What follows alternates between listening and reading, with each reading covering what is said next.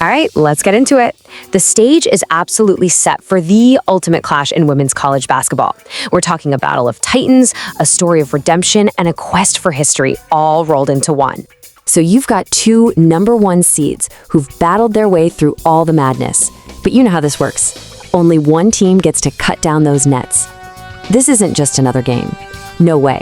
This is the final showdown. And really, this is what it all comes down to, right? The core conflict is just classic storytelling. On one side, you have South Carolina, the established powerhouse, just chasing another chapter for their dynasty. And then on the other side, you've got UCLA, the ambitious challenger, fighting tooth and nail to make history with their program's first ever national title. Okay, so let's dive into it. First up, the Gamecocks. If you had to describe their identity, it really comes down to two words: defense and dynasty. They play with this relentless intensity that, honestly, very few teams can even handle. And you see that mindset right here, coming directly from their leader, Raven Johnson. She says it all. It's not about the bright lights, it's not about the pressure. It is about pure, unshakable tenacity. You're looking at a team that knows exactly what it takes to win the whole thing. And for them, that focus, it is personal. You have to remember, the sting of that championship loss last year, that has been the fuel for this entire season. So this isn't just about winning another title for the trophy case. For them, it's about redemption.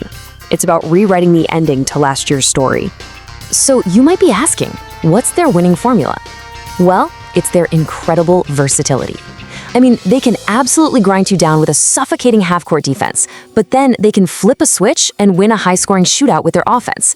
It's that relentless attack, plus their championship experience. It makes them a total nightmare matchup for basically anyone. And then you have the X factor. You always need one, right? Freshman Agot here has just emerged as this massive new weapon for them. Get this, her season average was just over 7 points a game. Pretty good for a freshman, but in the tournament, she's absolutely exploded for 14.6. That is a legitimate certified game changer. All right, let's flip the script. Let's talk about their opponent, the UCLA Bruins. They're a team defined by two totally different words: offense and ambition. The Bruins are carrying the weight of history on their shoulders. They've never won the whole thing, and believe me, they are keenly aware of it. That whole job's not done mentality, it's not just a slogan. It has propelled them right here to the absolute brink of a program-defining moment. And at the very heart of that ambition is their offensive engine, senior Lauren Betts. Now think about this. In an era of fast guards and three-point shooting, UCLA runs its entire offense through a traditional center. Why? Because she's a walking mismatch for pretty much anyone. Too big for forwards to handle, way too skilled for other centers to guard. She's not just a player, she's the entire system. And just look at her stats. Her impact is just staggering. When you really break down the numbers, she's either scored or assisted on nearly 60% of UCLA's points in this tournament, all while being a dominant force on the boards and blocking shots. She has been an absolute force of nature, playing like a true All-American when her team needed her the most. So what does this all mean? Well, it sets up this absolutely fascinating clash of styles, right? A defensive juggernaut against an offensive powerhouse. So let's break down the keys to victory for both sides. Okay, first up, the big question for the Bruins. I mean, how do you even begin to solve a defense as dominant as South Carolina's? How in the world do you crack that code? Well, it seems to boil down to a simple 3-step plan. Step 1, get your superstar, Lauren Betts, the ball. That's non-negotiable. Step 2, even when they double team her, and they will, she's a great passer. She can find those open shooters on the perimeter. And step 3, and this is huge, you have to play fast. Get out in transition. Because if you let South Carolina's long, athletic defenders get set, well, your night is pretty much over before it starts. All right, so what's the counterpunch? How is South Carolina going to try and stop an offense that's built around such a dominant player?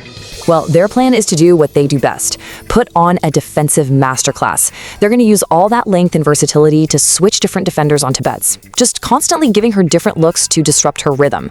And look, the goal isn't necessarily to completely stop her, but to clog up those passing lanes and force everyone else into taking tough, contested shots. So there you have it, the strategies, the motivations, the superstars, the whole shebang, but the question remains, who's got the edge? For that, let's turn to the experts at ESPN and see what they think. And, wow, what we see here is a clean sweep. Every single analyst is picking South Carolina to win. Now you'll notice most of them predict a close game, but the decision, it's completely unanimous. So why the consensus? Well, the reasoning pretty much comes back to those core themes we've been talking about this whole time. The experts believe South Carolina's championship experience, their insane defensive versatility, and their superior depth. That's what will ultimately be the deciding factor in what should be a really hard-fought battle.